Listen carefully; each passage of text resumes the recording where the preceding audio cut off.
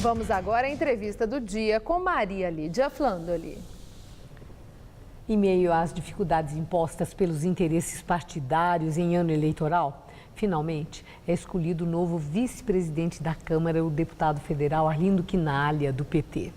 E recebemos hoje o deputado federal Vicente Paulo da Silva, do PT de São Paulo. Vicentinho, petista histórico, com destaque na militância política, sendo hoje o líder do Partido dos Trabalhadores na Câmara Federal. Muito obrigada, Vicentinho, por estar conosco. Vicentinho, eu tive uma informação, quero confirmar com você, que lá na Câmara Federal, você é o primeiro líder partidário de etnia negra. Isso é verdade? É verdade, Maria Lídia. Eu sou um dos poucos operários. Lembro da época do Djalma Bom, em 85, quando eram 8 deputados. Depois do Lula, em 88, quando eram 32. Agora somos em 89 deputados.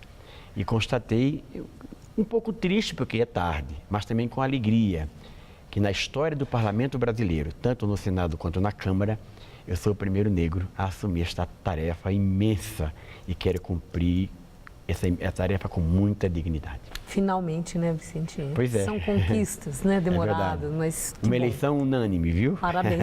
Eu me lembro que quando você foi eleito, nós comentamos isso. Bom, Vicentinho, a escolha do vice-presidente da Câmara, houve um empenho muito grande da sua parte para conseguir o consenso e estava difícil. Depois daquela saída tumultuada, com o escândalo calamitoso daquele André Vargas, essa coisa toda, achar o nome do PT para ir para a vice-presidência da casa.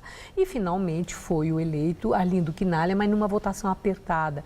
A minha pergunta é, o PT ficou rachado? A bancada petista na Câmara está unida ou houve ali, com essa decisão apertada, alguma coisa de rebeldia e de gente insatisfeita? Cada vez a bancada está mais unida, Maria Lídia. Há uma característica no nosso partido que é sempre as discussões democráticas. As pessoas têm o direito de optar, de se candidatarem. E tivemos 2 candidatos muito bons, que foi o nosso companheiro Paulo Teixeira e também o nosso companheiro Luiz Sérgio, que são pessoas muito boas. Luiz Sérgio, metalúrgico, uma dignidade extraordinária a partir do Rio de Janeiro, e o Paulo a partir de São Paulo. Houve uma discussão para que houvesse um tercios ali, para que se resolvesse, mas finalmente o entendimento que nós chegamos é que deveríamos fazer a votação que é democrático. Então o companheiro Arlindo foi o eleito e na mesma hora o Luiz Sérgio, que concorreu, já anunciou o apoio, todos fomos para o plenário, votamos sem problema nenhum.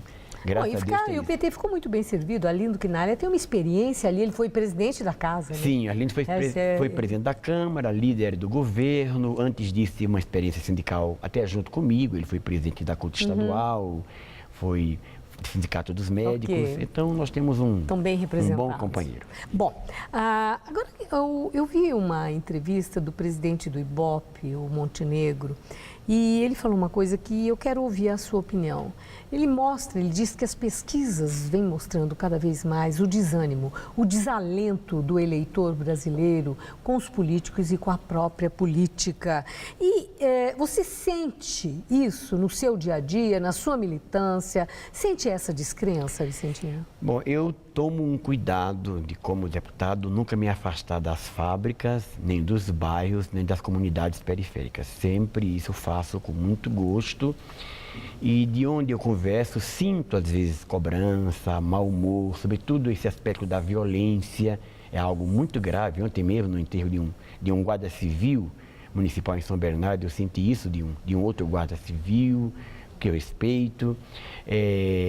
E o que eu interpreto tudo isso é que as pessoas querem mais, é natural. Não é? Mesmo que nós tivéssemos tido um governo já com Lula e Dilma, que colocou 95% de empregabilidade no Brasil, tirou mais de 40 milhões de pessoas da condição de miseráveis, né? Estabilizou a economia, cresceu o país, inclusive esses 2 e pouco por cento é mais do que a maioria dos países do mundo, não é? Os aeroportos estão hoje cheios porque os pobres agora andam de avião. As empresas hoje, ao instalarem sua fábrica, querem saber o tamanho do estacionamento, porque todo mundo agora tem carro. Não se faz mais daquele churrasco de pé de frango, etc, etc, etc. Faz de picanha, assim por diante. É como diz o cantor, ou aquele conjunto musical, a gente não quer só comida, a gente quer bebida, diversão e arte. Então, é um direito. Nós, inclusive, ensinamos o povo a se manifestar. Nós devemos interpretar isso como... Mas e os protestos que mostraram a descrença no político e a rejeição? Sim, e aos partidos vamos primeiro também. falar dessa situação de mudança no nosso país, ok? Isso está ok. Essa Agora, é uma situação de mudança, que quem morava no buraco veio para o asfalto, quem morava no asfalto colocou uma casa melhor, quem morava na favela vai melhorando. Claro, não de uma vez, o Brasil estava destruído. Esses protestos são por algo mais, o que é um direito. São protestos por pessoas que, por exemplo, a juventude, ninguém aguenta mais o trânsito, Maria Lídia. Ninguém aguenta mais a violência. Não é? Ninguém aguenta, por exemplo, hoje melhorou um pouquinho, mas a falta de saúde no nosso país. Né? Por isso que o programa Mais Médicos está sendo um sucesso e, graças a Deus, está o povo falando bem.